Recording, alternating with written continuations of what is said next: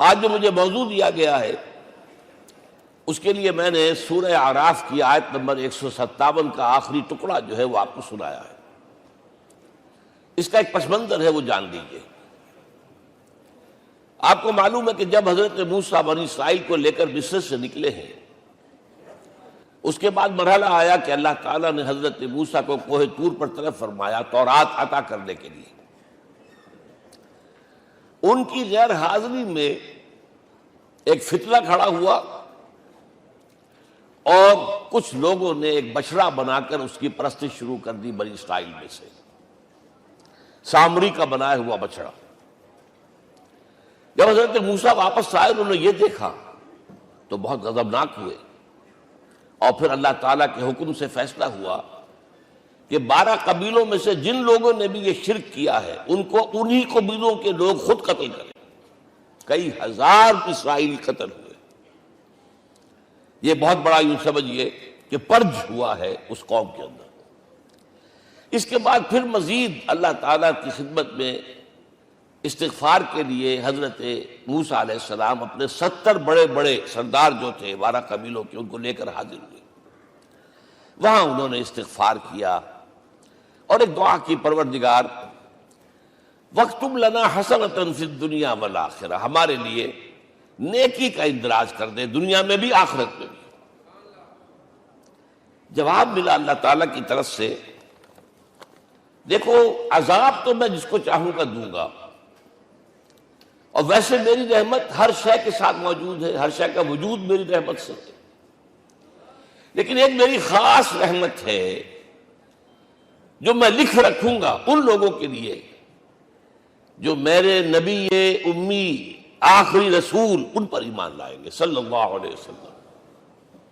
وہ جب آئیں گے اور وہ نیکی کا حکم دیں گے، بدی سے روکیں گے، پاکیزہ چیزوں کو حلال قرار دیں گے، ناپاک چیزوں کو حرام قرار دیں گے، نوع انسانی کے اوپر جو بوجھ تھے جو اس وقت ہوں گے ان کو اتاریں گے۔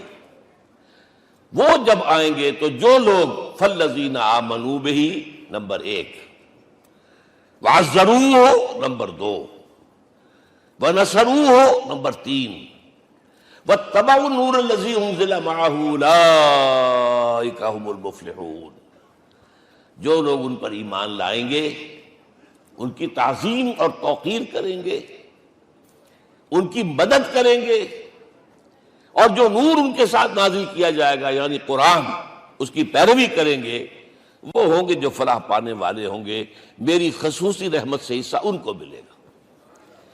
اب یہاں پہلے تو دعا کر لیجئے، اللہم ربنا اجعلنا منہم، اے اللہ ہم سب کو ان میں شامل فرما دے جو تیرے نبی کے ساتھ تعلق کی ان 4 بنیادوں کی شرائط کو پورا کر سکے، تقاضوں کو پورا کر سکے۔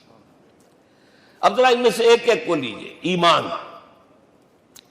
جانی پہچانی چیز ہے، ایمان جسے کہتے ہیں، اس کی تشریح میں جانے کی ضرورت نہیں، وقت بھی محدود ہے، لیکن ایک بات سمجھنے کی ہے بہت ضروری۔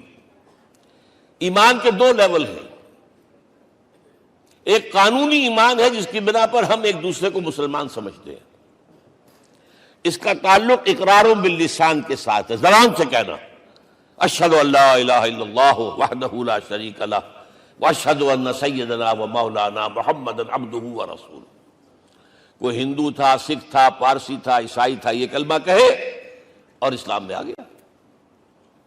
لیکن یہ زبانی کلامی ایمان جو ہے یہ انسان کی سیرت و کردار پر اثر انداز نہیں ہو سکتا۔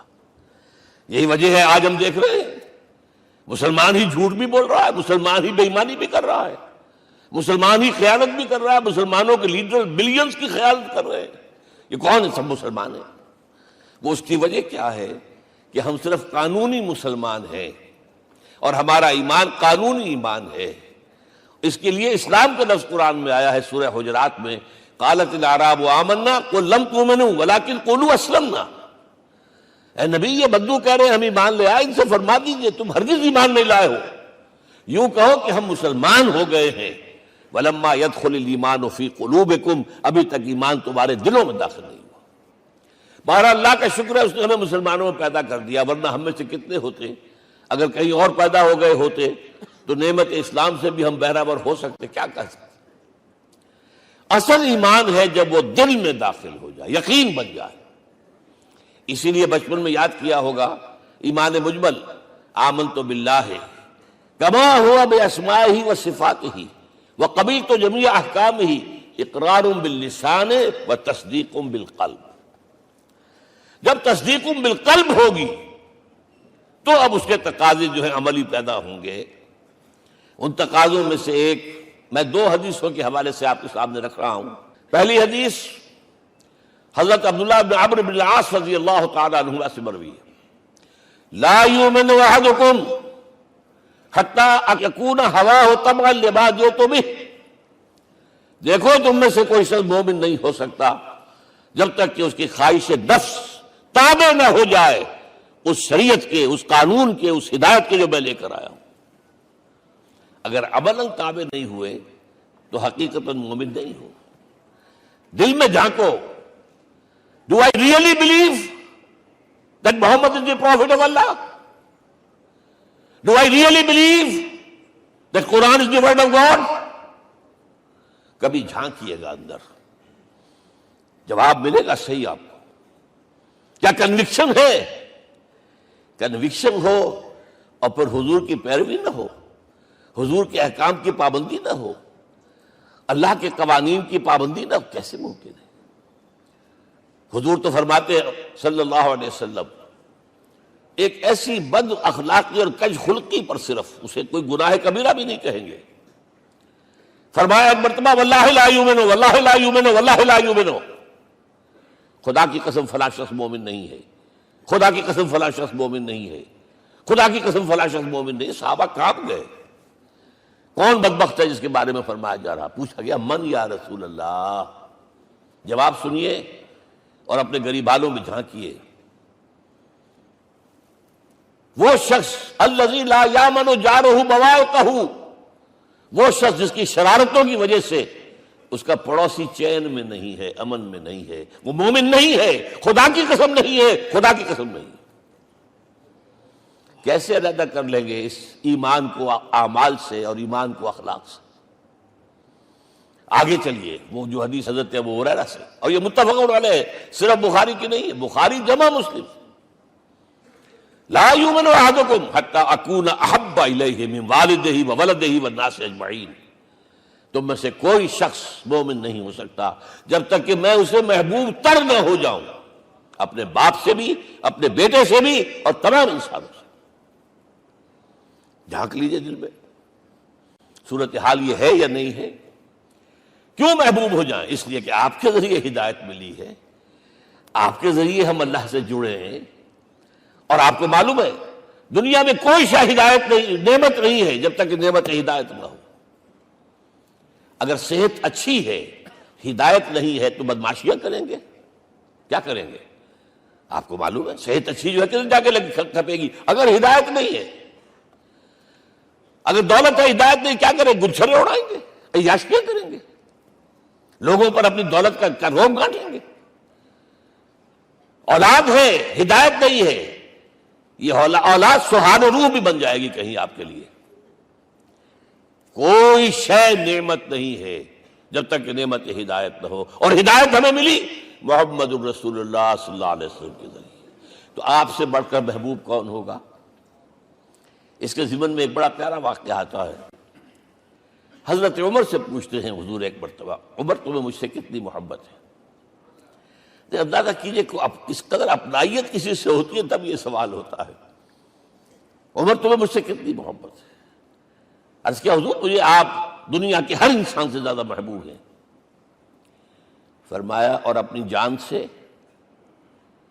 ذرا سا توقف کیا، دل میں جھانکا، ہاں حضور اب میں یہ بھی کہتا ہوں کہ میری جان سے بھی زیادہ عزیز ہے مجھے۔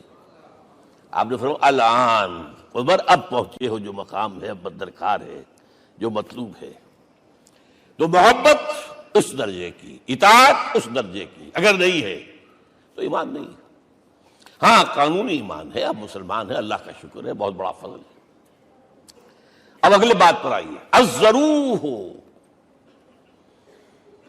ان کی توقیر، ان کی تعظیم کرے۔ یہ تعظیم کس درجے میں؟ اب وقت بہت کم ہے، میں صرف آپ کو سورہ حجرات سے مثال دے رہا ہوں.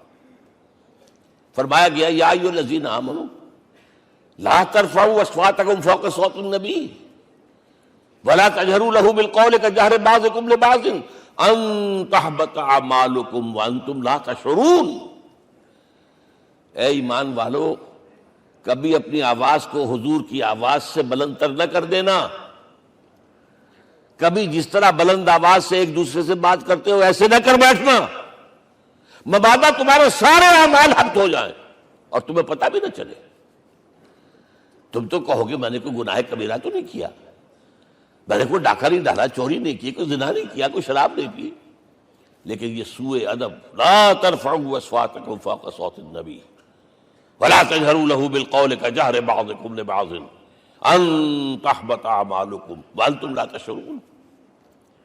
یہاں ایک میں عملی بات بھی آپ کے سامنے رکھ دوں. صحابہ کے بارے میں تو بات سمجھ میں آ گئی کہ اپنی آوازیں پست رکھیں. ہم کیسے کریں؟ ہمارا ایک طرز عمل ہونا چاہیے. اگر کسی گفتگو میں کوئی شخص کہ حضور نے یہ فرمایا ہے، کبھی یہ نہ کہے میں نہیں مانتا.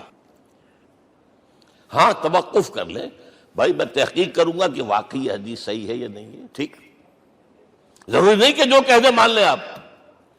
محدثین نے کتنی محنتیں کر کر کے چھانٹی کی ہے، لہذا یہ. لیکن فوراً اگر آپ بتا نہیں میں نہیں مانتا، یہ عقل کے خلاف ہے، یہ فلاں ہے، یہ وہ ہے، یہ ہے کہ جو آپ سوء ادب کے مرتکب ہو رہے ہیں نبی اکرم صلی اللہ علیہ وسلم کی بارگاہ میں. ہاں توقف کریں، غور کریں، تحقیق کریں، معلوم ہو کہ یہ حدیث پختہ نہیں ہے، مستند نہیں ہے، پھر دوسری بات ہے. اور یہ جان لیجئے ہمارا جو معاشرہ ہے اس کا ایک قانونی جو ہے احاطہ ہے. یہ بھی سورہ حجرات کی پہلی آیت ہے، یا ایھا الذین آمنوا لا تقدموا بین یدی اللہ ورسولہ. اللہ اور اس کے رسول کے احکام کا دائرہ ہے، اس کے اندر اندر رہو، باہر نہیں نکل سکتے. لیکن اس دائرے کے اندر ایک مرکزی شخصیت جس کی دل آویزی، جس کا حسن سلوک، جس کا حسن کردار، جس کا حسن اخلاق مرکز بن جائے، تمام لوگوں کی جذباتی محبت کا مرکز بن جائے، اگر یہ نہیں ہوگا تو معاشرہ مضبوط نہیں ہوگا. محض قانون اور دستور پر معاشرہ مضبوط نہیں ہوتا. کسی شخصیت، اب آپ کو معلوم ہے آخر ہندوستان کے معاشرے میں گاندھی کا ایک مقام ہے کہ نہیں ہے؟ آخر یہ سارا معاملہ چل رہا ہے اسی کے گرد کے نہیں؟ ماؤ زے تنگ کے معاملہ ہے ہی کہ نہیں ہے؟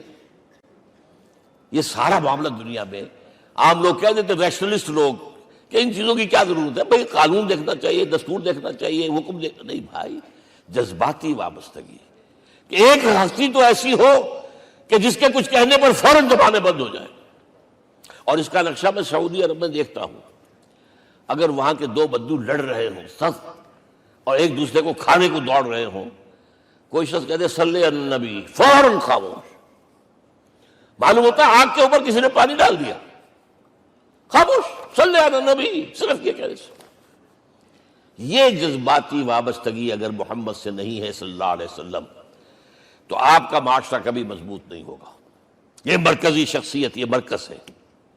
اسی لیے ان کے احترام کا یہ درجہ ہے، کیونکہ اس سے کیا ہوگا؟ تمہارا شیرازہ بکھر جائے گا. اگر ان کے ساتھ جذباتی محبت نہیں ہوگی تمہارا شیرازہ بکھر جائے گا. یہ آیا معاملہ. اب میں آپ کو بتانا چاہتا ہوں تہذیب.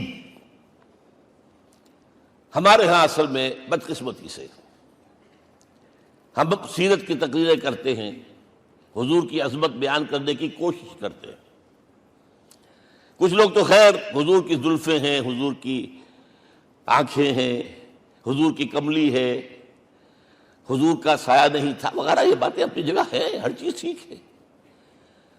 لیکن یہ جان لیجئے حضور کی اصل عظمت ایک نبی اور رسول کی حیثیت سے ہے، اور وہ شے وہ ہے جہاں جبرائیل کے بھی پر جل رہے ہیں، اس کی حقیقت کون جانتا ہے؟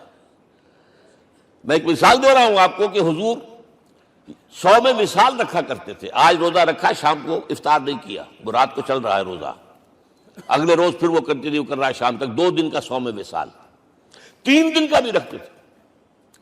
صحابہ نے اجازت چاہی، حضور ہمیں بھی اجازت دے دیں. نہیں، آج کے حضور آپ تو رکھتے ہیں، ہمیں منع کرتے ہیں۔ اب سنیے، ایکم مثلی، تمہیں سے کون ہے مجھ جیسا؟ ابھی تو عند ربی، میں تو اپنے رب کے پاس رات گزارتا ہوں۔ ہوا یطعمنی ویسقین، وہ مجھے کھلاتا اور پلاتا ہے۔ کیا سمجھیں گے ہم؟ کیا ہماری سمجھ میں آئے گا؟ یہ معاملہ نبوت کے جو اسرار و رموز ہیں، ان کا جو مقام اور مرتبہ ہے، وہ کوئی نبی پہچان سکتا، غیر نبی تو پہچان ہی نہیں سکتا۔ ایک ڈاکٹر کا کیا مقام ہے اپنے فن میں، وہ کوئی ڈاکٹر ہی سمجھ سکے گا نا، غیر ڈاکٹر کہاں سمجھے گا؟ اور حقیقت میں وہی سمجھے گا جو اس سے بھی اوپر کا ڈاکٹر ہے، نیچے والا تو نہیں سمجھ سکتا۔ جو کمتر ہے وہ تو صرف اوپر دیکھے گا، اللہ اللہ خیر صلی اللہ۔ جو اوپر ہے اور ظاہر ہے محمد سے اوپر کوئی نہیں صلی اللہ علیہ وسلم۔ یہی وجہ ہے، دیکھیے شیخ سعدی کو کیا کہنا پڑا، یا صاحب الجمال و یا سید البشر من وجهك المرير قد نور القمر لا يمكن الثناء كما كان حقه بعد خدا بزرگ توئی قصہ مختصر۔ اے محمد صلی اللہ علیہ وسلم، آپ کی ثنا جیسے کہ حق ہے ہو ہی نہیں سکتی۔ غالب اس سے بھی آگے گیا ہے، میں بات ابھی آپ کو سناتا ہوں شعر اس کا۔ آپ کی ثنا کا حق ادا ہو ہی نہیں سکتا، بس ہم یہ جانتے ہیں اللہ کے بعد آپ کا مقام۔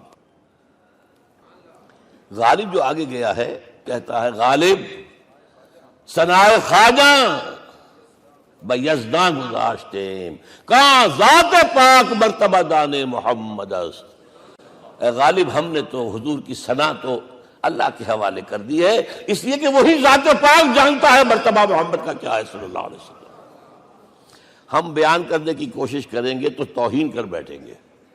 ایک لطیفہ ہے، ایک بیچارہ کوئی دیہاتی کہیں پھنسا ہوا تھا کسی جگہ، تھکا ہوا چل رہا تھا، ڈپٹی کمشنر صاحب جا رہے تھے، کار میں بٹھا لیا۔ اب اس نے کہا، پتر تینوں اللہ پٹواری کرے۔ اب اس غریب کے جو ہے اس کے ذہن میں تو پٹواری سے اوپر تو کچھ ہے ہی نہیں، اس کے قلم سے جو ہے ادھر کا انتقال ادھر ہو گیا، ادھر کی ادھر چلی گئی۔ تو ڈی سی کو وہ تعریف کر رہا ہے، اپنے سمجھ کے مطابق پٹواری کرے، تو ہم کہیں پٹواری والا معاملہ نہ کریں۔ ہاں، ایک پہلو ایسا ہے جس کے حوالے سے حضور کی عظمت ہماری سمجھ میں آئے گی۔ حضور ایک انسان کی حیثیت سے کیا تھے، ایک باپ کی حیثیت سے آپ کا کیا طرز عمل تھا۔ ذرا یاد کیجئے، جگر گوشہ رسول حضرت فاطمہ بطول رضی اللہ تعالیٰ عنہ وہ حاضر ہوتی ہے، ابا جان دیکھیے چکی پیس پیس کر یہ گھٹے پڑ گئے میرے ہاتھ میں، یہ کنویں سے پانی لاتی ہوں، مشکیزیں کہ یہاں پر بندیاں پڑ گئی۔ حضور اب تو عام لوگوں پر بھی آسانیاں ہیں، لوگوں کے ہاں غلام آ گئے ہیں، کنیزیں آ گئی ہیں، مال و دولت آ گئی ہے، مجھے بھی کوئی غلام کنیز عطا ہو جائے۔ اور آپ کو معلوم ہے یہ لخت جگر نور چشم محمد کی سب سے پیاری بیٹی صلی اللہ علیہ وسلم، کوئی شک نہیں اس میں، فاطمہ، کیا بیتی ہوگی حضور کے قلب پر۔ لیکن فرمایا، کیا بیٹی، یہ دنیا کی چیزیں ہمارے لیے نہیں ہیں، میں تمہیں اس سے بہتر شے دیتا ہوں۔ تسبیح فاطمہ ہر نماز کے بعد 33 مرتبہ سبحان اللہ، 33 مرتبہ الحمدللہ، 33 مرتبہ اللہ اکبر کہہ لیا کرو۔ لیکن سوچ لیجئے دل پر کیا گزری ہوگی صلی اللہ علیہ وسلم۔ حضرت عائشہ سے پوچھئے، حضرت خدیجہ سے پوچھئے، حضور کیسے شوہر تھے؟ آپ سے زیادہ خواتین کے حق میں نرم، گھر کے کام کا جھاڑو دے رہے ہیں، کپڑے جو ہے بوسیدہ انہیں سی رہے، گھر میں بیٹھے ہوئے یہ کام کرتے تھے۔ بہرحال ایک بات میں آپ سے عرض کروں، آپ انسان کی جس حیثیت کا بھی ذہن میں تصور کریں گے وہ ساری حیثیتیں محمد میں موجود ہیں صلی اللہ علیہ وسلم۔ محمد حاکم کی حیثیت سے بھی ہیں، محمد سب سالار کی حیثیت سے بھی ہیں، محمد قاضی القضات بھی ہیں، محمد ہیڈ آف دی اسٹیٹ بھی ہیں، محمد بیویوں والے بھی ہیں، اولاد والے بھی ہیں، محمد 5 وقتہ امام بھی ہیں، جمعے کے خطیب بھی ہیں، مدرس قرآن بھی ہیں، مربی بھی ہیں، مزکی بھی ہیں، اور ہر میدان میں بلند ترین مقام۔ کوئی ایسی جامع شخصیت ملے گی؟ ہمارے ہاں تو حال یہ ہے کہ جو خطیب صاحب ہوتے ہیں وہ 5 وقتہ نماز کیسے پڑھا سکتے ہیں؟ ان کا تو اونچا مقام ہے۔ 5 وقتہ نماز کے لیے تو علیحدہ چاہیے امام آپ کو، اور وہاں بھی ایک امام سینئر ہوگا، وہ عشاء مغرب اور فجر پڑھائے گا، ایک جونیئر ہوگا بیچارہ، وہ جو خاموش نماز ہے وہ پڑھائے گا۔ 5 وقتہ نماز پڑھا رہے ہیں محمد صلی اللہ علیہ وسلم، اور خطیب بھی وہی ہے، مربی بھی وہی ہے، مزکی بھی وہی ہے۔ ہمارے ہاں جو لوگ تزکیہ نفس کے میدان میں ہیں وہ پھر جماعت کبھی نہیں کراتے، کبھی نہیں دیکھا ہوگا آپ نے کسی صاحب کو کراتے ہوئے۔ یہ جامعیت جو ہے، جامعیت کبریٰ۔ میں صرف ایک بات کہا کرتا ہوں، ایک اعتبار سے حضور کا اسوہ نامکمل ہے۔ آپ مجھے سوء ادب کا مرتکب نہ قرار دے دیں، اسوہ کیا ہے؟ عورت کے لیے اس کی اپنی نسوانی زندگی کے لیے اسوہ آپ میں نہیں ہے۔ آخر نصف انسانیت ہے، اسے بھی اسوہ چاہیے۔ یہ ہے جس کی وجہ سے حضور نے شادیاں کی ہیں زیادہ۔ خواتین کے لیے اسوہ حضور کے ازواج مطہرات ہیں، اور ان میں سب سے بڑھ کر جو بالکل یوں سمجھیے کہ آغاز کے اندر نوجوانی میں آ گئی ہیں حضور کی خدمت میں، نہایت ذہین و فتین، انہوں نے پھر عورت کی زندگی کے لیے حضور کا جو طرز عمل تھا وہ انہوں نے بیان کیا نا۔ اس لیے سورہ احزاب کے اندر اس کا تذکرہ ہے، جہاں یہ آتا ہے لقد کان لکم فی رسول اللہ اسوۃ حسنہ، وہیں پر یا نساء النبی لستن کاحد من النساء، اے نبی کی بیویوں تم عام عورتوں کے مانند نہیں ہو، تمہیں تو اسوہ بننا ہے امت کے لیے۔ اب اس سے اگلا قدم میں بڑھا رہا ہوں آگے، اور اس کے ساتھ جڑ جائے گی تیسری بات۔ تیسری بات کیا ہے؟ وَنَصَرُوهُ، اس کی مدد کریں صلی اللہ علیہ وسلم۔ پہلی بات تو یہ نوٹ کیجئے، حضور انتہائی غیور انسان تھے، انتہائی غیور۔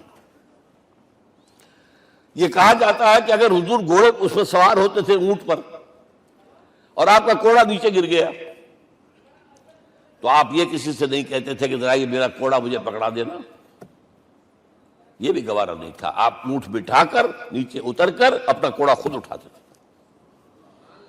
کسی سے اپنے ذاتی کام کے لیے کوئی مدد مانگنا امکان ہی نہیں۔ بلکہ ایک واقعہ تو وہ ہے جب بھی میں تذکرہ کرتا ہوں میری آنکھوں میں آنسو آ جاتے ہیں۔ یہ ہجرت کے وقت کا واقعہ ہے۔ آپ کو معلوم ہے حضور نے تمام مسلمانوں کو مکے سے جانے کی اجازت دے دی، چلے جاؤ مدینے، چلے جاؤ مدینے، آپ خود تھے موجود، اس لیے کہ رسول اپنے مقام کو نہیں چھوڑ سکتا وداؤٹ ایکسپریس پرمیشن فرام اللہ سبحانہ وتعالی۔ اب حضرت ابوبکر پوچھ رہے ہیں حضور اجازت آ گئی؟ نہیں آئی، آ گئی نہیں آئی، دن گزر رہے ہیں۔ حضرت عائشہ کی روایت ہے ایک روز ہم نے دیکھا دوپہر کے وقت آ رہے ہیں حضور، کپڑے سے اپنا سر جو ہے ڈھانپا ہوا ہے۔ عرب میں دوپہر کے وقت وزٹ کرنا جو ہے یہ ان کے خلاف دستور ہے، ان کی تہذیب کے خلاف، یہ قیلولے کا وقت ہوتا۔ تو حیران ہوئے، آتے ہی فرمایا ابوبکر ہجرت کی اجازت ہو گئی۔ اب انتہائی خوشی سے اور بڑی امید میں کہ بڑی شاباش ملے گی، حضرت ابوبکر فرماتے ہیں، عرض کرتے ہیں حضور میں نے 2 اونٹیاں تیار کر رکھی ہیں، خوب کھلا پلا کے انہیں فرما کیا ہوا ہے، یہ ہجرت میں ہمارے کام آئے گی۔ حضور تھوڑا سا توقع فرماتے ہیں، پھر کہتے ہیں اچھا ٹھیک ہے، ایک میں استعمال کروں گا لیکن میں اس کی قیمت ادا کروں گا۔ حضرت ابوبکر رو پڑے، حضور مجھ سے یہ مغایرت، سائے کے تناب کے ساتھ رہنے والا، اس سے یہ مغایرت، ذرا سے اشارے پر اپنی کم سن بیٹی پیش کر دی نکاح کے اندر، اس سے یہ مغایرت، رو پڑے۔ لیکن حضور کی اپنی غیرت تھی، میں قیمت دوں گا۔ اب بتائیے مدد کا کہ یہ درکار تھی؟ مدد تھی ان کے مشن کے لیے۔ مشن 2 حصوں میں تھا، اس کو جانیے، آج کچھ علمی باتیں آ رہی ہیں۔ حضور کے مشن کے 2 حصے، ایک ابتدائی جو تمام انبیاء اور رسول کا تھا، ایک تکمیلی جو صرف محمد کا صلی اللہ علیہ وسلم۔ ابتدائی کیا ہے؟ اللہ کی طرف دعوت، تبلیغ۔ جو دعوت قبول کر لیں ان کے لیے بشارت، بشیر کہ تمہارے لیے آخرت میں جنت ہے، نعمتیں ہیں۔ رد کر دیں ان کے لیے نذیر، خبردار کرنے والے، جہنم کے لیے تیاری کر لو۔ داعی اللہ، اللہ کی طرف بلانے والے، سراجا منیرا، روشنی کے چراغ۔ یہ حیثیتیں مشترک ہے تمام انبیاء کرام۔ تمام انبیاء بشیر بھی تھے، نذیر بھی تھے، داعی بھی تھے، سراج منیر بھی تھے، اگرچہ ان تمام حیثیتوں میں بھی حضور کا سب سے اونچا مقام علیحدہ نمایاں ہے، لیکن حیثیتیں بنیادی طور پر مشترک۔ ایک حیثیت تکمیلی، اور وہ کیا ہے؟ اے نبی، جو دین آپ کو دیا گیا ہے صرف تبلیغ نہیں، صرف تعلیم نہیں، اس کو قائم کر کے دکھاؤ ایک نظام زندگی کی حیثیت سے۔ 3 مرتبہ قرآن میں یہ الفاظ حضور کے لیے آئے ہیں، هو الذی ارسل رسولہ بالہدی ودین الحق لیظہرہ علی الدین کلہ۔ 3 دفعہ سورہ توبہ میں یہ الفاظ آئے، سورہ صف میں یہ الفاظ آئے، سورہ فتح میں یہ الفاظ آئے۔ وہی اللہ جس نے بھیجا ہے اپنے رسول کو صلی اللہ علیہ وسلم، الہدا، قرآن حکیم، ہدایت کاملہ، اور نمبر 2 دین حق۔ یہ 2 چیزیں دے کر بھیجا، کس لیے؟ تاکہ اس دین کو غالب کرے پورے نظام زندگی پر۔ یہ معاملہ ذرا سوچئے، اور یہ حضور کے لیے 3 دفعہ، اور کسی اور نبی کے لیے 1 دفعہ بھی نہیں۔ قرآن مجید کے اس نقطے کو ذہن نشین کر لیجیے۔ اصل میں یہ کیا ہے؟ اسے ہم یوں کہیں گے، ایک ہے نبوت و رسالت، ایک ہے تکمیل نبوت و رسالت۔ ہمارے ہاں ختم نبوت کے اوپر تو زور دیا گیا ہے، اور صحیح دیا گیا ہے، ایمان کا ہمارا جز ہے۔ حضور کے بعد کسی نے بھی دعویٰ کیا نبوت کا، وہ جھوٹا، کذاب، دجال۔ جس نے مانا وہ بہرحال دائرہ اسلام سے خارج ہے، اور جو بھی کچھ ہوا کرے وہ۔ یہ چونکہ قانونی بات تھی، اس لیے اس کا حق ادا کیا علماء کرام نے۔ واقعہ ہے کہ اس میں کوئی کمی نہیں رکھی، لیکن حضور کی فضیلت اس میں نہیں ہے۔ فرض کیجئے کہ نبوت چلی آ رہی تھی ہموار طور پر، ایک جگہ آ کے ختم ہو گئی، تو فضیلت کون سی ہوئی؟ نہیں، نبوت و رسالت تدریجاً ترقی کرتے ہوئے اپنے نقطۂ عروج کو پہنچ کر ختم ہوئی۔ یہ ہے فضیلت۔ اب آپ سوچئے، الہدا دیا گیا حضور کو، تو کیا تورات میں ہدایت نہیں تھی؟ سورہ اعراف کی آیت ہے، سورہ مائدہ کی، انا انزلنا التوراۃ فیہا ھدی ونور۔ ہم نے نازل کی تھی تورات، اس میں ہدایت بھی تھی، نور بھی تھا۔ ہم مانتے ہیں اللہ کی کتاب تھی۔ وہی فرمایا ہے انجیل فیہا ھدی ونور، اس میں ہدایت بھی تھی، نور بھی تھا۔ پھر یہ الہدا قرآن آیا۔ یہ کیا ہے؟ ہدایت نے درجہ بدرجہ ترقی کرتے ہوئے قرآن میں آ کر کامل ہو گئی، ہدایت کامل۔ وجہ کیا ہے؟ انسان کا شعور بھی تو درجہ بدرجہ بڑھا ہے۔ ایک وقت تھا ہمارا بچپن تھا، فکر کے اعتبار سے، سوچ کے اعتبار سے، علم کے اعتبار سے، ہمارے آباء و اجداد کبھی جو رہتے تھے گھروں کے اندر یا کبھی آئے ہیں تو کیا تھا ان کے پاس؟ اب اس وقت جو ہے کسی کو آپ پرائمری کے بچے کو پی ایچ ڈی ڈاکٹر رکھ دیجئے ٹیوٹر، تو کیا پڑھائے گا؟ پڑھائے گا تو وہی جو پرائمری کا بچہ سمجھ سکے۔ لہذا وہ جو کہا گیا تھا آدم کو اس زمین کی خلافت دیتے، فَإِمَّا يَأْتِيَنَّكُم مِّنِّي هُدًى فَمَن تَبِعَ هُدَايَ فَلَا خَوْفٌ عَلَيْهِمْ وَلَا هُمْ يَحْزَنُونَ۔ یہ ہدایت رفتہ رفتہ آئے گی، آئے گی، آئے گی، آئے گی۔ اور یہ بات جان لیجئے، پروفیسر ڈاکٹر محمد شریف نے جو کتاب لکھی ہے فلسفے کی تاریخ پر، اس میں بتایا ہے کہ 1200 برس انسانی تاریخ کے بہت ہی پروڈکٹیو ہے فلسفیانہ فکر کے لیے۔ From 600 BC to 600 AD، 1200 years, سارے فلسفے اسی میں پیدا ہوئے۔ سقراط، مختار، افلاطون اور یہ سب نکل گیا، کنفیوشس بھی آ گیا، تاؤ بھی آ گیا، اور بدھ بھی آ گیا، جین بھی آ گیا، سب آ گئے، سب آ گئے۔ گویا کہ انسان جب کچھ سوچ سکتا تھا، جتنا سوچ سکتا تھا سوچ چکا، اور یہ بھی سنا دوں، حضرت عیسیٰ نے کہا تھا اپنے حواریوں سے، ڈپارٹنگ جو میسج تھا، مجھے ابھی تم سے اور بھی بہت باتیں کرنی تھی لیکن تم ان کا تحمل نہیں کر سکو گے، جب وہ فارقلیت آئے گا صلی اللہ علیہ وسلم تو تمہیں سب کچھ بتائے گا۔ لہذا جب انسان بلوغت کو پہنچا ہے فلسفیانہ فکر کے اعتبار سے، تب، اور یہ بھی نوٹ کر لیجئے، بہت اہم بات کہہ رہا ہوں، چند مہینے غار حرا کی تنہائیوں میں اللہ تعالیٰ نے حضور کو وہ سارا ذہنی سفر طے کرایا ہے۔ کیا کرتے تھے حضور جا کر غار حرا میں؟ کبھی سوچا آپ نے؟ اگر آپ یہودیوں میں پیدا ہوئے ہوتے تو یہودی طرز پر آپ عبادت کرتے، اگر کہیں عیسائیوں میں پیدا ہوتے تو عیسائیوں کی طرف پر آپ تو نہیں تھے، آپ تو پیدا وہ مشرکین میں شرک کرنے کا امکان ہی نہیں آپ کے لیے، تو کیا کرتے تھے؟ حدیث کے الفاظ یہ یتحنس فی، وہاں جا کر عبادت کرتے تھے۔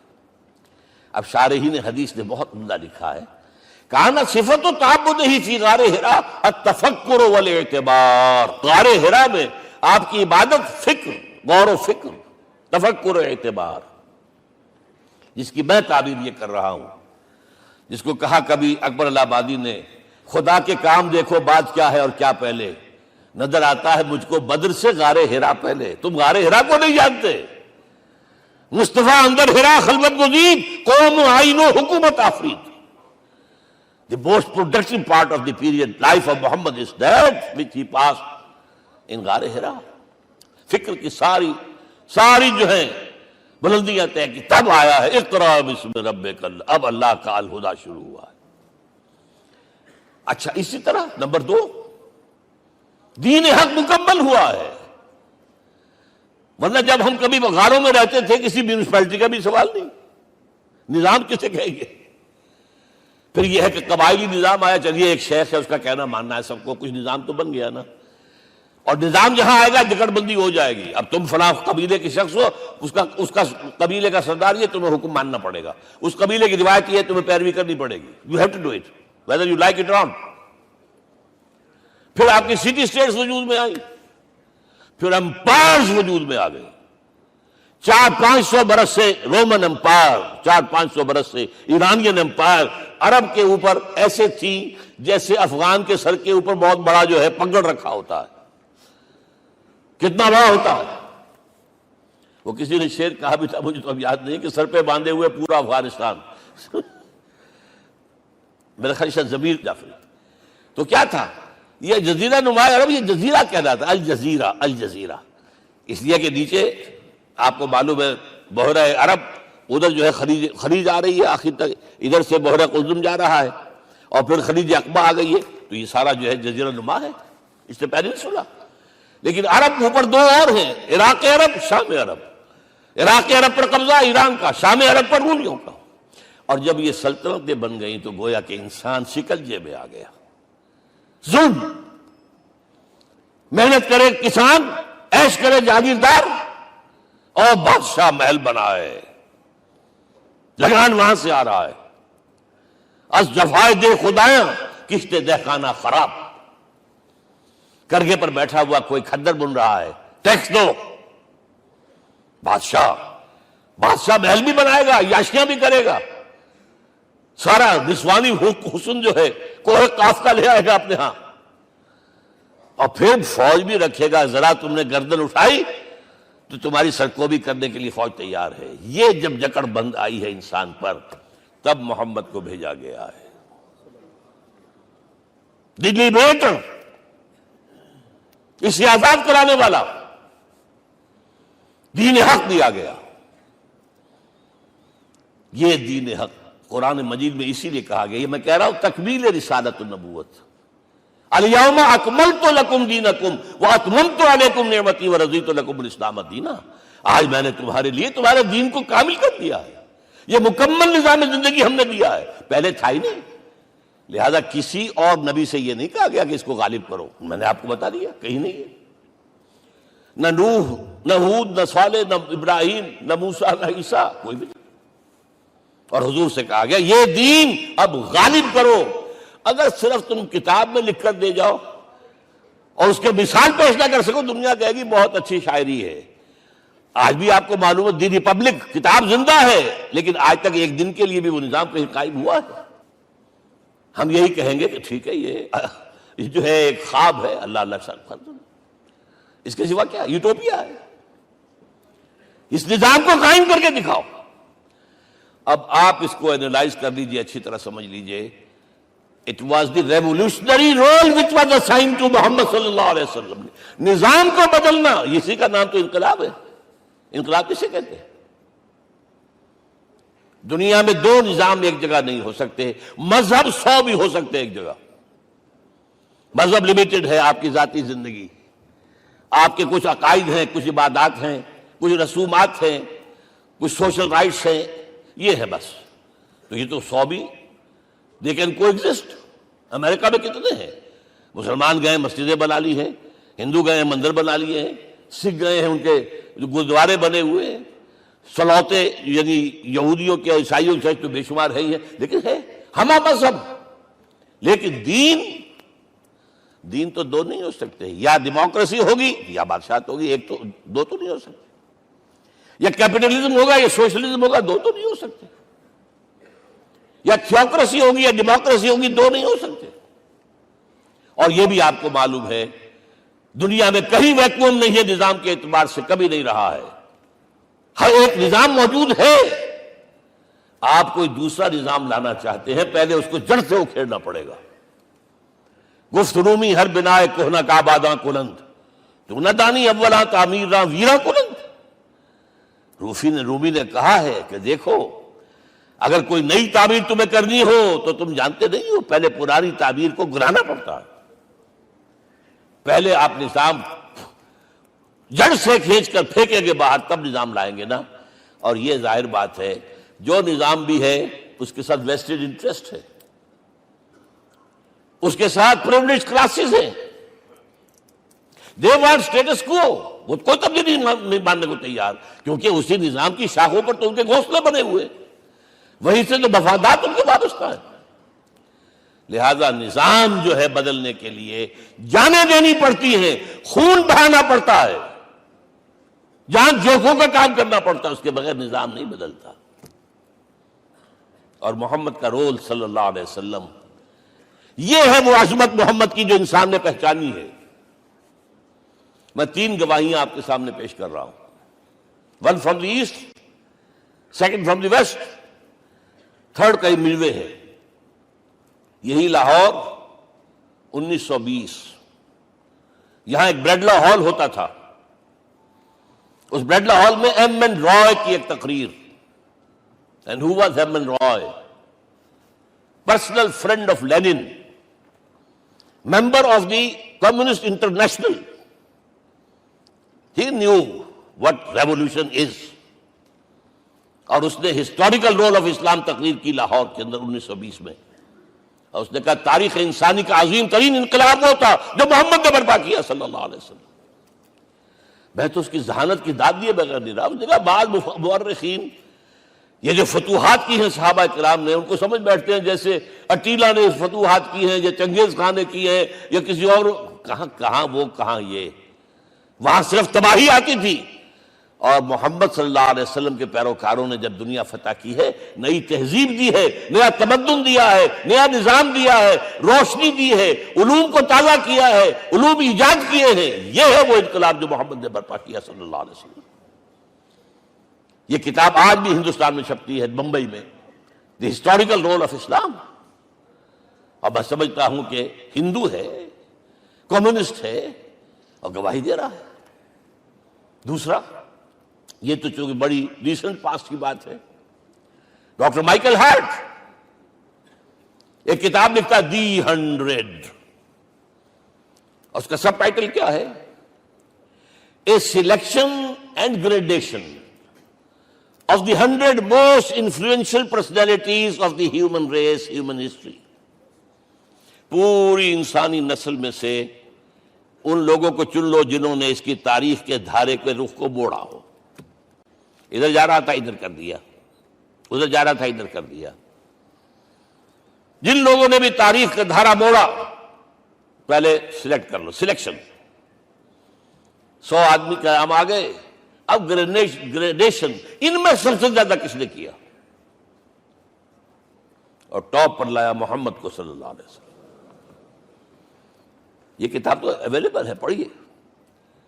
اور چونکہ عیسائی ہیں اور حضرت عیسیٰ کو نمبر 3 پر لے گیا، غور کیجئے. نمبر 2 پر لایا نیوٹن کو، بابائے طبیعیات.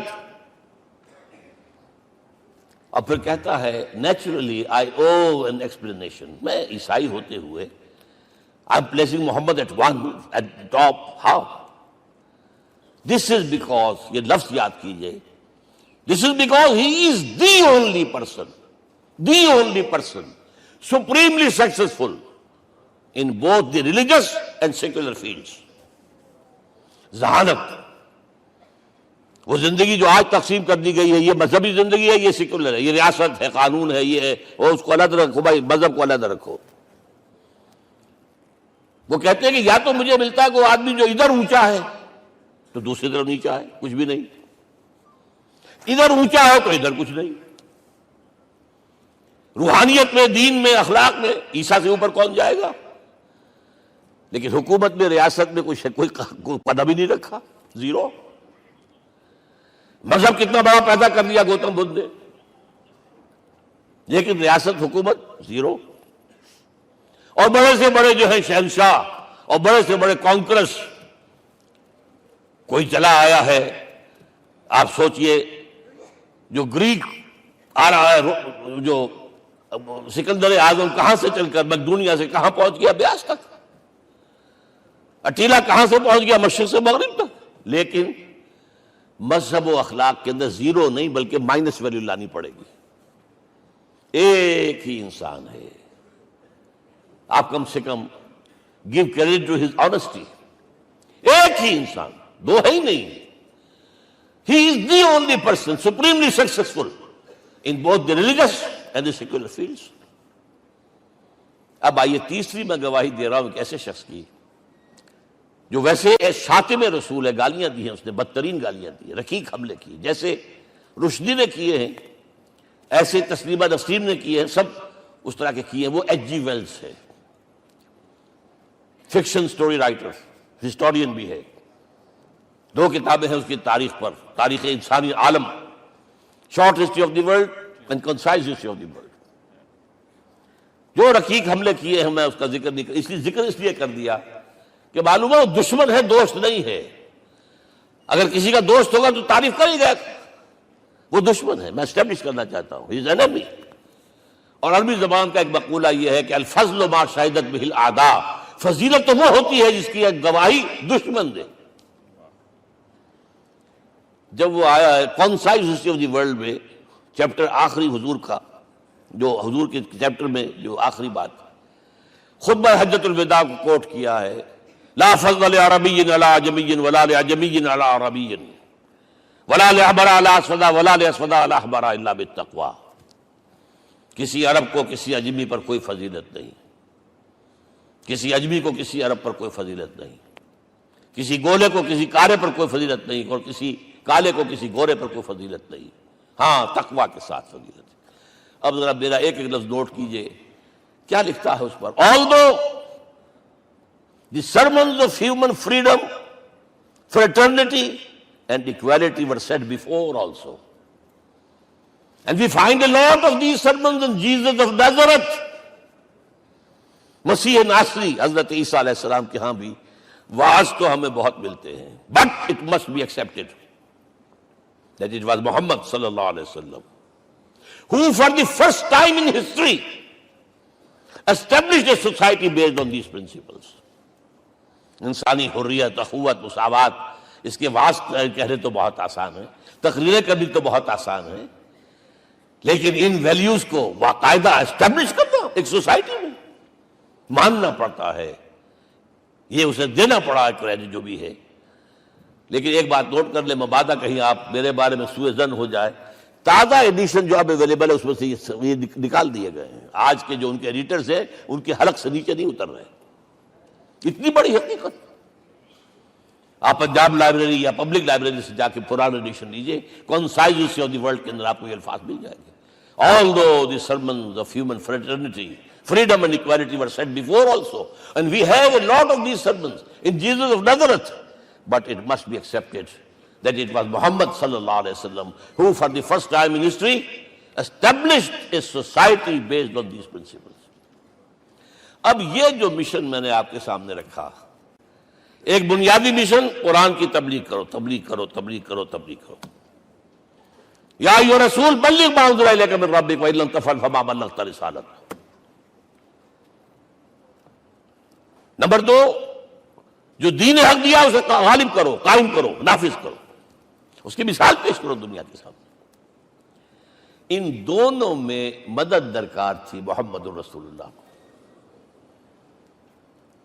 جیسے حضرت مسیح نے کہا تھا، وَإِذْ قَالَ عِيسَىٰ ابْنُ مَرْيَمَ لِلْحَوَارِيِّينَ مَنْ أَنصَارِي إِلَى اللَّهِ، کون ہے میرا مددگار اللہ کی راہ میں. جیسے کہ اللہ فرماتے ہیں سورہ حدید میں، بڑی پیاری آیت ہے، بڑی ریولوشنری آیت ہے، بلکہ میں لفظ استعمال، بڑی ننگی انقلابی آیت ہے قرآن مجید کی. اتنا صاف اللہ تعالیٰ ہی سچ بول سکتا ہے، کوئی اور تو ضرور کہیں نہ کہیں اس کے اوپر کوئی کپڑا ڈال کے بات کرے گا. آیت نمبر 25 آف سورۃ الحدید، لقد ارسلنا رسلنا بالبینات، ہم نے اپنے رسولوں کو بھیجا واضح نشانیوں کے ساتھ، معجزات کے ساتھ. وانزلنا معهم الکتاب والمیزان، ان کے ساتھ کتاب اتاری، شریعت اتاری، میزان اتاری، نظام اتارا. لِيَقُومَ النَّاسُ بِالْقِسْطِ، تاکہ لوگ عدل پر قائم ہوں. اس لیے کتاب کیوں بھیجی، رسول کیوں بھیجے، نبی کیوں بھیجے، وحی کیوں بھیجی؟ تاکہ لوگ عدل پر قائم ہوں. یہ اس سے بڑی آیت کوئی ہوگی؟ عدل اجتماعی، سوشل جسٹس. اب اگلا ٹکڑا پڑھیے، وَأَنزَلْنَا الْحَدِيدَ، ہم نے لوہا بھی اتارا ہے، فِيهِ بَأْسٌ شَدِيدٌ، اس سے اسلحہ بنتا ہے، جنگی قوت ہے. وَلِيَعْلَمَ اللَّهُ مَن يَنصُرُهُ وَرُسُلَهُ بِالْغَيْبِ، اور اللہ دیکھ لینا چاہتا ہے کون ہے اس کے وفادار بندے جو لوہے کی طاقت کو ہاتھ میں لے کر اللہ اور اس کے رسول کی مدد کرتے. دین اللہ کا، اسے قائم کرنا اللہ کی مدد ہے، اسے قائم کرنا محمد کا فرض ہے، اس کے جد و جہد کرنا محمد کی مدد ہے صلی اللہ علیہ وسلم. یہ تھی نصرت. اور یہ نصرت آپ کو معلوم ہے حضور کی زندگی میں صحابہ نے کرام نے کی ہے کہ نہیں کی؟ جو شخص ایمان لایا فوراً داعی بن گیا، فوراً. ابو بکر ایمان لائے، اور 6 جو ہیں عشرہ مبشرہ میں سے چوٹی کے صحابہ، وہ ان کی دعوت پر ایمان لائے. سعد بن ابی وقاص، طلحہ، زبیر، عثمان، سعید بن زید، یہ سب کون ہیں؟ حضرت ابو بکر کی دعوت. نوجوان ہیں. مصعب بن عمیر کو گھر سے نکال دیا چچا نے، اور برہنہ کر کے نکالا ہے کم وقت نے، اس لیے کہ باپ مر گیا تھا، بہت دولت چھوڑ گیا تھا. ماں نے بڑے ناز و نام میں پالا تھا. کہتے 200 درہم کا جوڑا اس کا بن کر آتا تھا شام سے، جیسے کبھی ہم کہتے تھے کہ پنڈت نہرو کے کپڑے جو ہے پیرس سے سل کر آتے ہیں. اور جہاں سے گزر جاتا تھا مصعب، اتنا اس نے لگایا ہوتا تھا عطر کہ پوری گلی جو ہے وہ خوشبو سے جو ہے بھر جاتی تھی. چچا نے بلایا، تم جو یہ گلچھرے کر رہے ہو اپنے باپ کی دولت پر نہ، اور تم اسے کہتے ہو کافر، نکل جاؤ گھر سے. کوئی چلنے لگے، he was a ten ager, چلنے لگے. وہ سمجھا تھا کہ میرے یہ کہنے سے اس کے تو اس کو تارے نظر آ جائیں گے، یہ فوراً جو ہے توبہ کرے گا، پلٹ آئے گا. چلنے لگے تو اسے اور غصہ آیا، یہ کپڑے بھی اسی باپ کے ہیں، اتارو. وہی اتارے کپڑے، مادرزاد برہنہ ہو کر ماں کے پاس گئے ہیں. ماں نے آنکھوں پر ہاتھ رکھا، مصعب کیا ہوا ہے؟ فرمایا امی میں موحد ہو گیا ہوں. یہ ہے توحید. اور اب جا کر حضور کے دامن میں بیت ارقم میں اب ہمہ وقت کارکن ہے، قرآن اتر رہا ہے، پڑھ رہے ہیں، سمجھ رہے ہیں، قرآن اتر رہا ہے، یاد کر رہے ہیں. اور اس کے بعد جب کہا تھا مدینے والوں نے بیعت عقبہ اولیٰ پر کہ حضور ہمارے سے آپ کی ملاقات تو سال کے بعد ہی ہوگی، درمیان میں تو آپ کو معلوم ہے خونریزی ہے، کوئی قافلہ بچ کے نہیں آ سکتا، تو اب آپ ہمیں کوئی اپنا شاگرد دیجئے. مصعب بن عمیر کو حضور نے کہا جاؤ ان کے ساتھ. وہاں ان کا نام پڑ گیا المقری، پڑھانے والا، قرآن پڑھانے والا. 75 آدمی اگلے سال لے کر آ گیا ہے، اور اسی سے بیعت عقبہ ثانیہ ہوئی ہے، اور ہجرت کا راستہ کھل گیا. اور اس کو ایک دفعہ حضور نے دیکھا، مسجد کے دروازے کے سامنے سے گزر رہا تھا مصعب، پھٹا ہوا کمبل تھا جس میں لپیٹا ہوا تھا، حضور کی آنکھوں میں آنسو آ گئے۔ غزوہ احد میں شہید ہوا کس طرح؟ علم بردار تھا، ایک ہاتھ پر وار پڑا ہے، کٹ کے گر گیا، ایک ہاتھ سے تھاما، دوسرے پر بھی گر گیا، دونوں جو بچے ہوئے حصے تھے اس سے تھاما۔ پھر جب ختم ہو گئے، اس کے بعد جو ہے جب دفن کر رہے تھے تو حضور کے سامنے پرابلم لایا گیا۔ مصعب کے جسم پر تو کوئی کپڑا ہی نہیں تھا سوائے ایک چادر کے، ایک دھوتی، اللہ اللہ خیر اللہ۔ اور شہید کا کفن ہوتا ہے اس کا اپنا لباس، حضور وہ اتنا چھوٹی ہے وہ چادر کہ پاؤں ڈھانپتے ہیں تو سر کھل جاتا ہے، سر ڈھانپتے ہیں تو پاؤں کھل جاتے ہیں۔ فرمایا سر کو ڈھانپ دو کپڑے سے اور پیروں پر گھاس ڈال دو۔ That was the last dress which Musab got۔ تو یہ لوگ جو تھے محمد رسول اللہ والذین معہ، یہ ساتھی حضور کے جنہوں نے حضور کے مشن میں آپ کا ساتھ دیا۔ اور ایک خاص مرحلے کا تو میں آپ کے سامنے ذکر ہی کر دوں، اس لیے کہ دین کی اقامت، دین کا غلبہ، اس میں تو جہاد اور قتال آئے گا لا محالہ۔ Nobody is going to allow you to change the system۔ اگر سسٹم بدلتا ہے تو اس کے ساتھ جو مفادات بدلتے ہیں وہ ختم ہو جاتے ہیں، جو پرولیجز ہیں وہ ختم ہو جاتے ہیں۔ لہذا جب غزوہ بدر کا مرحلہ آیا ہے، حضور نے مجلس شورا منعقد کی، اور آپ نے جو وحی سے آپ کو بتا دیا گیا تھا، دیکھو ایک قافلہ آ رہا ہے شمال سے، مال غنیمت سے لدا پھدا ہے، اور 50 صرف اس کے ساتھ محافظ ہیں۔ ایک لشکر آ رہا ہے جنوب سے، گیل کانٹے سے لیس، اور اللہ نے وعدہ کیا ہے کہ ایک پر ضرور تمہیں فتح دے گا، بتاؤ کدھر چلے۔ یہ اصل میں کسی بھی سپہ سالار کے لیے وقت ہوتا ہے کہ اپنے ساتھیوں کے مورال کا اندازہ کرے۔ کچھ ہوں گے ہم جیسے کمزور بھی، انہوں نے کہا کہ حضور پہلے قافلے کی طرف چلے، آسانی سے فتح بھی ہو جائے گی اور ہتھیار مل جائیں گے ہمیں، ہمارے پاس تو ہتھیار بھی نہیں ہے، گنتی کے لوگوں کے پاس تلواریں بھی نہیں سب کے پاس، تو 50 آدمیوں کے ہتھیار تو ملیں گے، پھر لشکر سے نپٹ لیں۔ اب حضور کہہ رہے ہیں اشیرونی اشیرونی اشیرونی، حضرت مقداد بن اسود کھڑے ہوتے ہیں، حضور ہمیں موسیٰ کے ساتھی نہ سمجھیے جنہوں نے کہہ دیا تفذب انت وربک فقاتلا انا ہاہنا قاعدون۔ ہم موسیٰ کے ساتھی نہیں ہیں، ہم آپ کے جانثار ہیں، آپ جو آپ کی نیت ہے آپ بسم اللہ کیجیے، ہم آپ کو کیا پتہ ہمارے ذریعے آپ کو اللہ تعالیٰ آنکھوں کی ٹھنڈک عطا فرمائے۔ حضور پھر فرمائے مجھے مشورہ دو، مجھے مشورہ دو۔ تب خیال آیا سعد ابن عبادہ رضی اللہ تعالیٰ عنہ کو، جو رئیس انصار تھے، ہو نہ ہو یہ ہماری طرف روئے سخن ہے، کیونکہ بیعت عقبہ ثانیہ جس کے نتیجے میں ہجرت ہوئی ہے اس میں طے یہ ہوا تھا کہ اگر یہ مکے والے مدینے پر حملہ آور ہوں گے آپ کو ختم کرنے کے لیے، ہم آپ کی حفاظت ایسے ہی کریں گے جیسے اپنے بیوی بچوں کی۔ اور ابھی مدینے پر حملہ ہوا نہیں ہے، حضور پری ایمپٹ کر رہے ہیں، باہر نکل کر مقابلہ کرنا چاہ رہے ہیں، تو گویا کہ انصار کور نہیں ہوتے اس کے اندر، اس لیے بار بار اشیرونی، مجھے مشورہ دو۔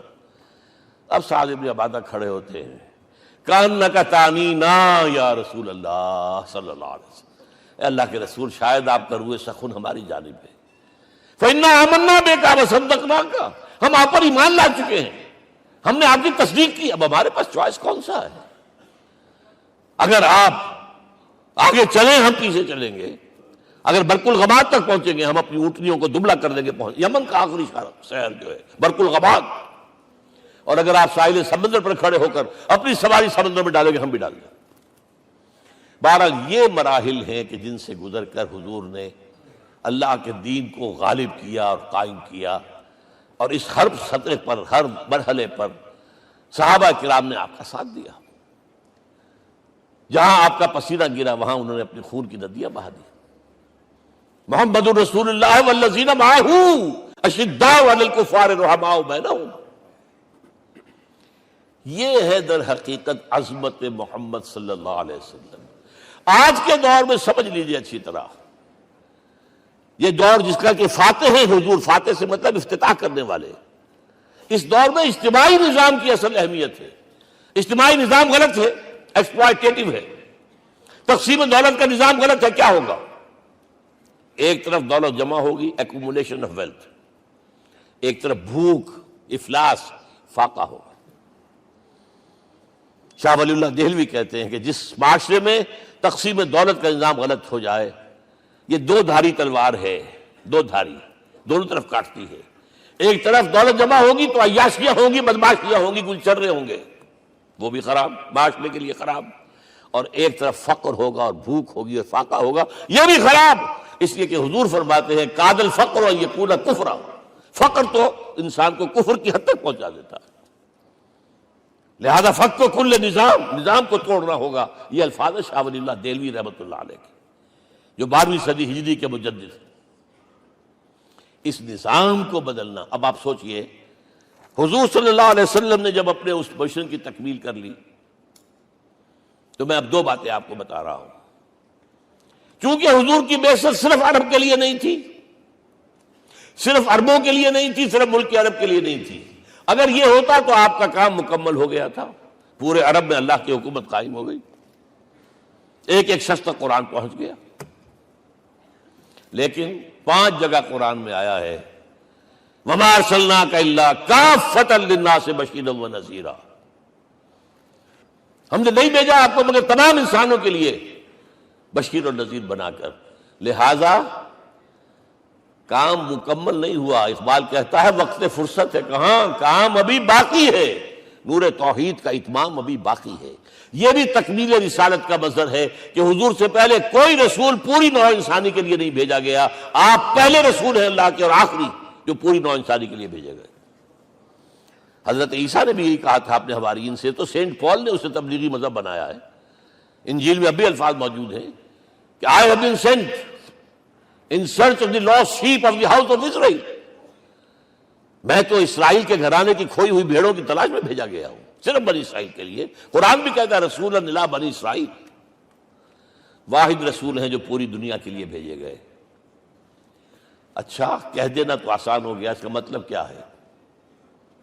جب تک پوری دنیا پر اللہ کا دین غالب نہ ہو، محمد کا مقصد بعثت ہنوز شرمندہ تکمیل ہے، اور یہ ہوگا، اس کی خبر دی ہے۔ یہ ایک تحفہ میں لے کر آیا آپ کے لیے، 8 صفحے ہیں، لیکن یہ سمجھیے کہ یہ سونے کے حروف سے شر لکھے ہوئے ہیں، وہ احادیث، وہ آیات جن میں حضور نے خبر دی ہے کہ پوری دنیا پر اللہ کا دین غالب ہوگا۔ ہو نہیں سکتا کہ دنیا ختم ہو جائے اور محمد کا مقصد بعثت ابھی مکمل نہ ہو، ناممکن۔ ان آیات کو پڑھیے، ان میں پھر احادیث پڑھیے۔ میں صرف 2 حدیثیں آپ کو سنا دوں۔ ایک میں حضور نے اپنے زمانے سے لے کر قیامت تک کے 5 ادوار گنائے ہیں، آپ پڑھ لیجیے گا، ٹیکسٹ ہے یہ، اور خدا کے لیے اس کی قدر کیجیے گا، یہ آیات ہیں، احادیث پھینک نہ دیجیے خدا کے لیے کہیں۔ اور اس کے اندر جو ہے اس وقت کے جو مایوسی کے اندھیارے ہمارے اوپر چھائے ہوئے ہیں، اس کا علاج ہے کہ نہیں، اور بھی دور فلک ہیں ابھی آنے والے، ناز اتنا نہ کریں ہم کو ستانے والے۔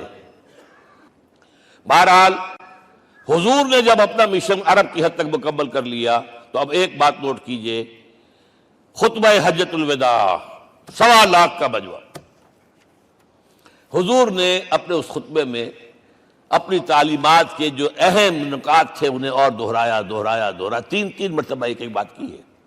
لاؤڈ سپیکر تو تھا نہیں، پہلے آپ ادھر رخ کرتے تھے، آپ کہتے تھے کچھ، ادھر لوگ آدمی آگے کھڑا ہوا اس کو آگے پہنچاتا اور آگے پہنچاتا تھا، پھر آپ سامنے رخ کر کے کہتے تھے، پھر بائیں طرف رخ کر کے 3 مرتبہ، ایک لفظ 3 مرتبہ۔ آخر میں ایک سوال کیا ہے، الا هل بلغت، دیکھو لوگوں میں نے پہنچا دیا یا نہیں؟ کیونکہ قرآن میں تحدید آئی تھی، اے نبی، یا ایھا النبی بلغ ما انزل الیک من ربک وان لم تفعل فما بلغت رسالتہ، اے نبی جو کچھ تم پر نازل کیا گیا اللہ کی طرف سے پہنچا دو، اور اگر نہیں کیا تو رسالت کا حق ادا نہیں ہوگا۔ اور اس میں سورہ اعراف کی آیت نمبر 6 اگر پڑھ لیں، فَلَنَسْأَلَنَّ الَّذِينَ أُرْسِلَ إِلَيْهِمْ وَلَنَسْأَلَنَّ الْمُرْسَلِينَ، ہم ان سے بھی پوچھیں گے جن کی طرف رسولوں کو بھیجا، اور رسولوں سے پوچھیں گے ہم نے تمہارے پاس اپنا پیغام پہنچایا تھا، تم نے پہنچایا کہ نہیں لوگوں کو؟ اس لیے حضور نے گواہی دی، الا هل بلغت، دیکھو میں نے پہنچا دیا کہ نہیں؟ اور جواب کیا ملا؟ انا نشہد انک قد بلغت الرسالۃ وادیت الامانۃ ونصحت الامۃ وکشفت الغمۃ، ہم گواہ ہیں حضور آپ نے رسالت کا حق ادا کر دیا، امانت کا حق ادا کر دیا، ہماری خیر خواہی کا حق ادا کر دیا، اور گمراہی کے اندھیرے جو ہے انہیں چھانٹ کر رکھ دیا۔ اب آپ نے آسمان کی طرف نگاہ کی، انگشت شہادت سے وہی 3 مرتبہ اللہم اشہد اللہم اشہد اللہم اشہد، اللہ تو بھی گواہ ہے، یہ مان رہے۔ یہ ہے سائی آف ریلیف، یہ بوجھ جو میرے کندھے پر آیا تھا اِنَّا سَنُلْقِي عَلَيْكَ قَوْلًا ثَقِيلًا، یہ اب منتقل ہو گیا، اب امت کو منتقل ہوا۔ لہذا آخری لفظ کیا تھا؟ فَلْيُبَلِّغِ الشَّاهِدُ الْغَائِبَ، اب جو یہاں موجود ہیں ان کا فرض ہے کہ پہنچائیں ان کو جو یہاں نہیں ہے۔ میں صرف تمہارے لیے رسول نہیں ہوں، ایک ایک فرد نوع بشر تک دنیا میں جو اس وقت ہے، اور ایک ایک فرد نوع بشر جو آخر تک آئے گا قیامت تک، اس تک قرآن پہنچانا تمہارے ذمہ ہے۔ ہم نے نہیں پہنچایا، اسی لیے آج ہم اللہ کے عذاب میں ہیں۔ آج کیوں ذلیل کے کل تک نہ تھی پسند گستاخی فرشتہ ہماری جناب میں؟ 1.5 بلین مسلمان، لیکن عزت نام کی کوئی شے ہے؟ G7 G9 G11 G13 G15 کوئی مسلمان بھی ہے ان میں؟ نہ 3 میں نہ 13 میں، نہ G7 میں نہ G15 میں، نن۔ اتنی بڑی تعداد، سیکیورٹی کونسل میں کسی سیٹ کی امید ہے؟ بس آپ کے وسائل پر ان کا قبضہ ہے، آپ کی ٹیکسیشن کے احکام وہاں سے آ رہے ہیں۔ ریٹس بڑھاؤ، چینی کے اس کے بڑھاؤ، اور فلاں کے بڑھاؤ، اور بجلی کے بڑھاؤ، اور تیل کے بڑھاؤ، کیا ہو رہا ہے؟ کیوں ذلیل ہے؟ اور نمبر 2، آج دنیا میں خون اگر بہ رہا ہے تو صرف مسلمان کا ہو گیا، مانند آب ارضا مسلمان کا لہو۔ 60 سال سے کشمیر اور فلسطین، پھر درمیان میں صومالیہ، چچنیا، کوسوو، یہ سب بوسنیا، پھر آپ کو معلوم ہے فلپائنس، پھر جو کچھ ہوا افغانستان میں، اور جو کچھ ہوا اب ہو رہا ہے، جو کچھ ہوا عراق میں۔ یہ کیوں ہے؟ We are criminals number 1. We have not done our duty. ہم نے قرآن کو اپنا امام نہیں بنایا، دوسروں کے سامنے کیا پیش کریں گے؟ ہمارا اپنا سارا نظام سود کے اوپر مبنی ہے۔ بہرحال پہلا فرض یہ ہے، اب اس کو پہنچاؤ، اور یہاں تک فرمایا بلغوا عنی ولو آیۃ، پہنچاؤ میری جانب سے چاہے ایک ہی آیت، preach on my behalf۔ یہ کام جو ہے، جو کہا گیا تھا، واقعہ یہ کہ میں 50 برس سے کر رہا ہوں، یہ آج کی بات نہیں ہے۔ تکمیل اور تدوین فن میں جو بھی حفیظ کا حصہ ہے، نصف صدی کا قصہ ہے، 2-4 برس کی بات نہیں۔ میں میڈیکل کالج کے زمانے سے درس قرآن دے رہا ہوں، جب یہ طلبہ کے اجتماعات کے درمیان درس قرآن ہوتا تھا، جماعت اسلامی کا رکن تھا تو درس قرآن ہوتا تھا، اور اس کے بعد سے میری زندگی کا بیشتر وقت اس میں لگا، بیشتر اور بہتر۔ یہ حضور کا حکم ہے، پہنچاؤ میری جانب سے چاہے ایک ہی آیت پہنچاؤ۔ اچھا، نمبر 2، اب حکم دیا گیا، اس کی مثال میں دے رہا ہوں آپ کے سامنے۔ جب ایران کے ساتھ جنگ شروع ہوئی ہے تو سپہ سالار افواج ایران رستم نے وفد بلایا ایک، اے عربو، تم پہلے بھی ہم پر حملے کیا کرتے تھے، لیکن پہلے لوٹ مار کر کے واپس چلے جاتے تھے۔ یہ جان لیجئے، یہ ہسٹری کا ایک موقع ہے خاص، کہ ایک سیٹلڈ سویلائزیشنز ہوتی ہیں، اور ایک وہ جو رہتے ہیں سطح مرتفع پر، وہاں پانی نہیں ہوتا، وہ فصل کہاں سے آ جائے گی، یا ریگستان میں جو وہاں بستے ہیں وہ کیا کرتے ہیں؟ وہ وقتاً فوقتاً جاتے ہیں، جھپٹا مارتے ہیں، لوٹ مار کرتے ہیں، لے کر وہاں سے دولت آتے ہیں، اسی پر ان کی گزارا تھا۔ تم پہلے بھی آیا کرتے تھے، لوٹ مار کر کے چلے جاتے، اس دفعہ پیچھا بھی چھوڑ رہے، وجہ کیا؟ ایسی پیاری، یہ کئی روایتوں میں آیا ہے، الفاظ مختلف ہو سکتے ہیں۔ جو مسلمان وفد کا سربراہ تھا اس کا جواب سنیے، انا قد ارسلنا، دیکھو رستم، پہلے ہم خود آتے تھے، اب ہمیں بھیجا گیا ہے، اللہ نے بھیجا محمد کو، محمد نے بھیجا ہمیں صلی اللہ علیہ وسلم۔ کس لیے؟ لنخرج الناس من ظلمات الجہالت الى نور الایمان ومن جور الملوک الى عدل الاسلام۔ اس لیے بھیجا گیا ہمیں کہ نوع انسانی کو شرک اور کفر کی جہالتوں سے نکال کر ایمان کی روشنی میں لائیں، اور بادشاہوں کے ظلم و ستم کے پنجے سے نجات دلا کر عدل اسلام. دیکھو ہمارا خلیفہ چٹائی پر بیٹھتا ہے عمر رضی اللہ تعالی عنہ، اس کے تو کوئی خدم و حشم نہیں ہے، کوئی باڈی گارڈ نہیں ہے. ایک آیا تھا سفیر ایران کا، مدینے میں آ کر گھوما پھرا، کوئی محل نظر نہیں آیا اسے. پوچھتا ہے مسلمانوں سے اینا ملک، بھائی تمہارا بادشاہ کہاں ہوتا ہے؟ جواب ملا لیسا لنا ملکن بل لنا امیر، ہمارا کوئی بادشاہ نہیں، ہمارا امیر ہے. کہاں ہے بھائی؟ ہمارے بیت المال کے کچھ اونٹ گم ہو گئے تھے کہ بھائی ملے نہیں، ہمارا خلیفہ تلاش کرنے گیا.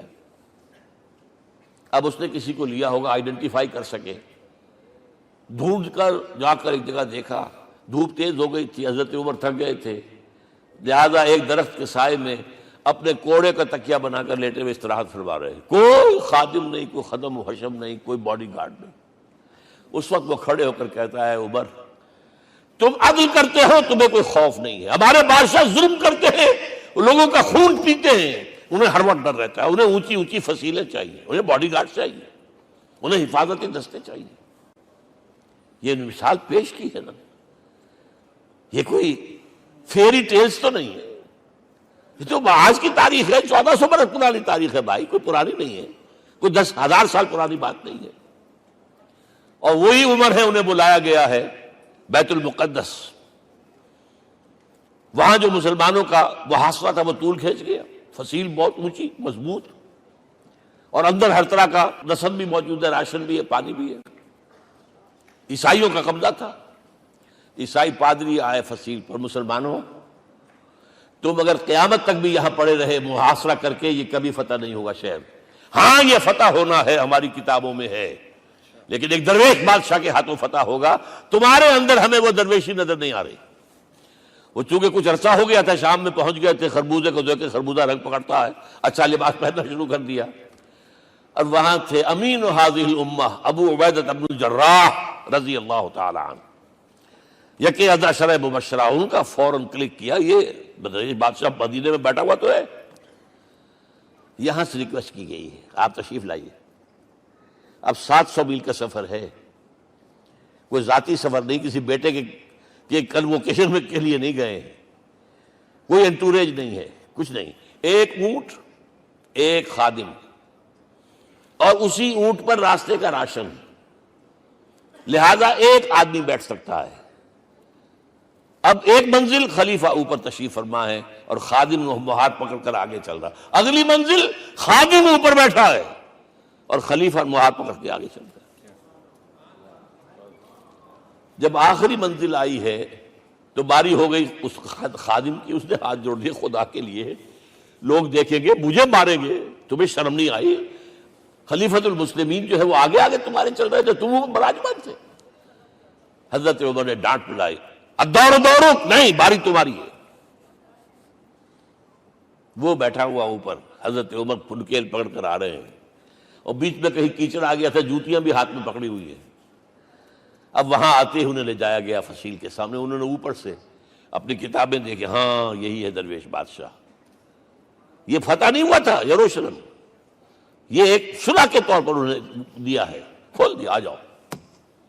اور انہوں نے شرط رکھوائی تھی کہ کہیں یہاں یہودیوں کو آباد نہیں ہونے دیں گے آپ.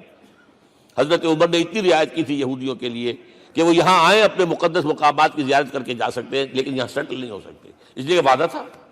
یہ وعدہ جو ہے سلطان عبدالحمید خان تک چلا ہے. بڑی سے بڑی رشوت پیش کی تھی زائنسٹ نے، تمہارے سارے قرضے ہم ختم کر دیں گے، تم جو ہے ہمیں فلسطین میں آباد ہونے کا حق دے دو. نہیں، جو معاہدہ عمر کا تھا اس میں میں کوئی ترمیم نہیں کر سکتا. تو یہ مثالیں ہیں جو پیش کی گئی ہیں. میں تو کہا کرتا ہوں، جب میں نے پڑھا تھا کہ کرنل جمال عبد الناصر کی بیٹی سائیکل پر جاتی ہے کالج، کیو این لائی کی بیٹی بھی سائیکل پر کالج جاتی ہے، احساس ہوا تھا عظمت ہے نا آخر، چاہے وہ کسی غیر میں ہو. اور واقعہ یہ ہے کہ میں بیان کرنے سے رہ نہیں سکتا. جب میں نے لال بہادر شاستری کے بارے میں سنا، he had no house in the whole of India. یہ تو بھارت کی ڈیموکریسی کا ایک معجزہ ہے.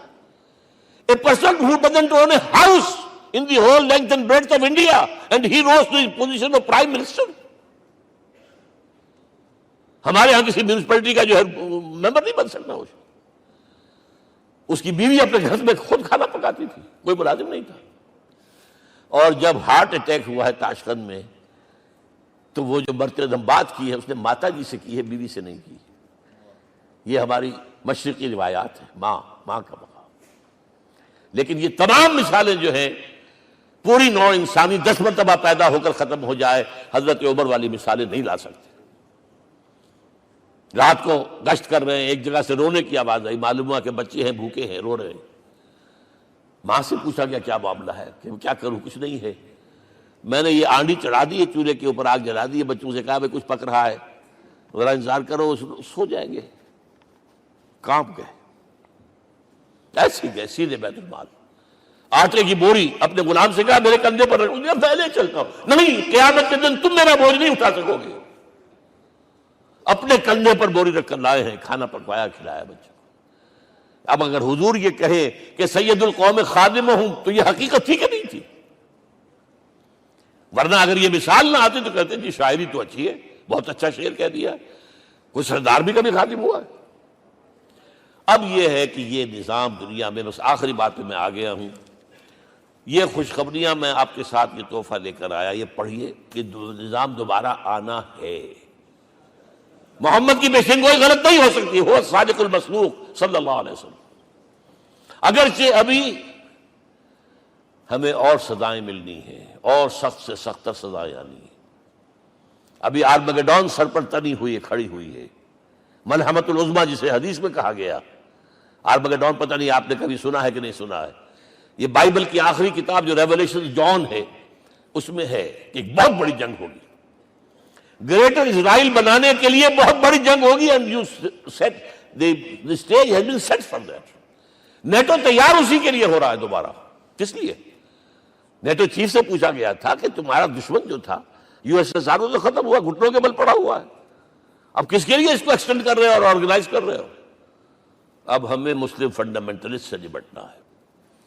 یہ ہے وہ کروسیڈ جو شروع ہوئی۔ یہودی اور عیسائی نیو کنزرویٹوز، نیو کونس، یہ دونوں جڑے ہوئے ہیں، ایک 5 پوائنٹ ایجنڈا ہے ان کا جس پر دونوں کا اتفاق ہے۔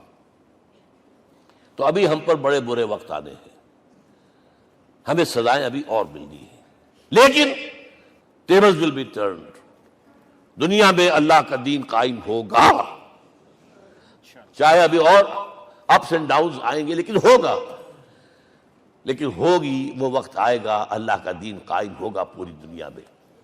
ایک حدیث میں آپ کو سنانے چلا تھا، حضرت ثوبان سے رضی اللہ تعالیٰ عنہ، مسلم شریف کی روایت ہے۔ حضور نے فرمایا ان اللہ زوالی الارض، اللہ نے میرے لیے پوری زمین کو لپیٹ دیا۔ فرائیت مشارقہا و مغاربہا، میں نے اس کے سارے مشرق دیکھ لیے، سارے مغرب دیکھ لیے۔ وَإِنَّ أُمَّتِي سَيَبْلُغُ مُلْكُهَا مَا زُوِّئَ لِي مِنْهَا، میری امت کی حکومت ان تمام علاقوں پر قائم ہو کر رہے گی جو اللہ نے زمین کو لپیٹ کر مجھے دکھا دیے۔ یہ ہونا ہے، and that is going to be the end of this world۔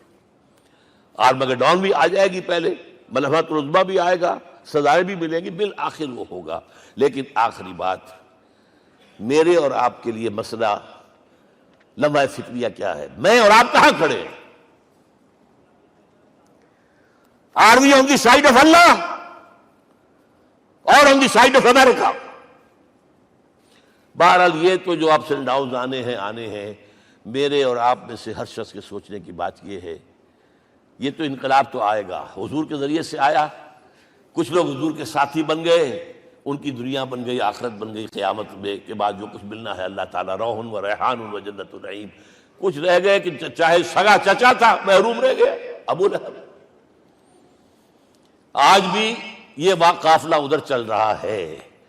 Iqbal نے بالکل ٹھیک کہا ہے کہ دنیا کو ہے پھر مار کا روح و بدن پیش، تہذیب نے پھر اپنے درندوں کو ابھارا، اللہ کو پابر دیے مومن پہ بھروسہ، ابلیس کو یورپ کی مشینوں کا سہارا۔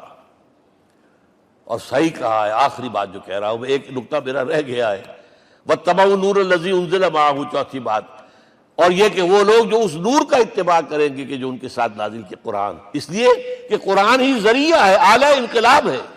قرآن انسانوں کو بدلتا ہے، افراد کو، افراد مل کر جماعت بن کر وہ جو انقلاب برپا کرتے. بٹ انڈیویجول چینج، اقبال کے الفاظ میں چوں بجا در رفت جہاں دیگر شود.